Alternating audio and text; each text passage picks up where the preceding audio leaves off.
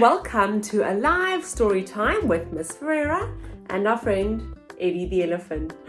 The story Eddie chose today has got some dragons in them. Let's get rid of our wiggles so we can concentrate. 1, 2, 3. I wiggle my fingers and I wiggle my toes. I wiggle my ears and I wiggle my nose. Now there are no more wiggles in me. I can sit as quiet as can be. Today's story is called ZOG. It is our same team that did the Gruffalo. So Julia Donaldson is our author and Axel Scheffler is our illustrator. Here is our book spine and the back cover has a little blurb. We're going to jump straight in. ZOG.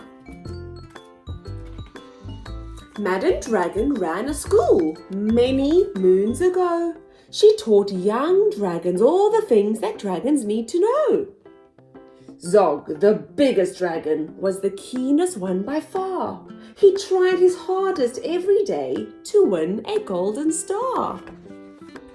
All the dragons in year 1 were learning how to fly. "Hi," said Madam Dragon, "way up in the sky." Now that you've been shown, you can practice on your own, and you'll all be expert flyers by the time you're fully grown. ZOG went off to practice, flying fast and free. He soared and swooped and looped the loop, then crashed into a tree. Just then, a little girl came by. "Oh, please don't cry," she said. "Perhaps you'd like a nice sticky plaster for your head." "What a good idea," said ZOG. Then up and off he flew, his plaster gleaming pinkly as he zigzagged through the blue. A year went by, and in year 2, the dragons learned to roar. "More," said Madam Dragon. "Louder, I implore. Now that you've been shown, you can practice on your own, and you'll all be champion roarers by the time you're fully grown." ZOG went off to practice. He roared with fearsome force. He kept it up for hours on end, but then his throat grew hoarse. Just then the girl came by again. She said, "What rotten luck! Perhaps you'd like a nice soothing peppermint to suck." "What a good idea," said ZOG. Then up and off he flew, and breathing fumes of peppermint, he zigzagged through the blue. A year went by, and in year 3, the dragons learned to blow. "No," said Madam Dragon, "breathe out fire, not snow." Now that you've been shown, you can practice on your own, and you'll all be breathing bonfires by the time you're fully grown. ZOG went off to practice. He blew with all his might. He twirled around in triumph, and his wingtip caught a light. Just then the girl came by again. She said, "You poor old thing, perhaps you'd like a nice stretchy bandage for your wing." "What a good idea," said ZOG.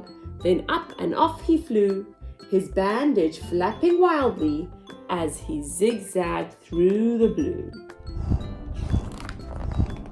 All the year 4 dragons were learning. Can you guess? "Yes," said Madam Dragon, "how to capture a princess." Now that you've been shown, you can practice on your own. You'll need to capture hundreds by the time you're fully grown. ZOG went off to practice. He tried and tried and tried, but he simply couldn't manage. "I'm no good at this," he cried. "I'll never win a golden star." Just then, he saw the girl. "Perhaps," she said, "you'd like to capture me. I'm Princess Pearl." "What a good idea," said ZOG. Then up and off they flew, the princess gripping tightly as they zigzagged through the blue. "Ah," said Madam Dragon. Our first princess so far. Congratulations, Zog, my dear. You've won a golden star. Zog was proud and happy, and Pearl felt good as well. She took the dragon's temperatures and nursed them when they fell. A year went by, and in year 5, the dragons learned to fight. Right, said Madam Dragon, here comes a real live knight. Up spoke the knight. My name, he said, is Gadabout the Great. I've come to rescue Princess Pearl. I hope I'm not too late.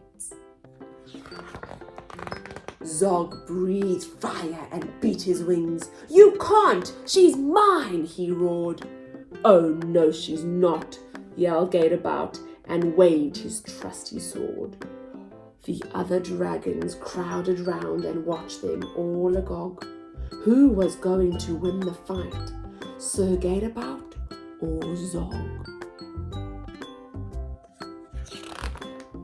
Then Princess Pearl stepped forward crying, Stop, you silly chumps! The world's already far too full of cuts and burns and bumps.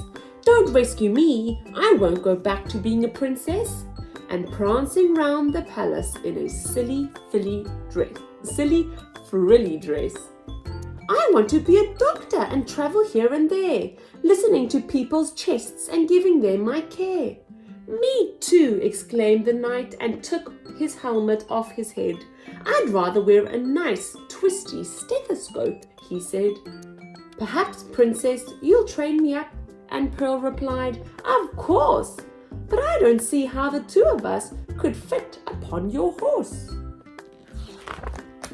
Then Zog said, Flying doctors? I'd love to join the crew. If you'll let me be your ambulance, then I can carry you. Bravo, said Madam Dragon, an excellent career. And all the year 5 dragons gave a loud, resounding cheer. Then Madam Dragon told the horse, I really hope you'll stay. I'll let you be my pupil's pet and feed you lots of hay.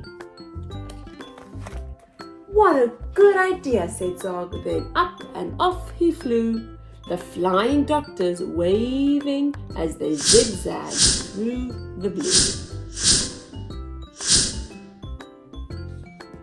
Lots of learning in that story. What friendly, helpful dragons! If you like the story, please send it to a friend so they can listen too. We will see you next time. Bye. Take care.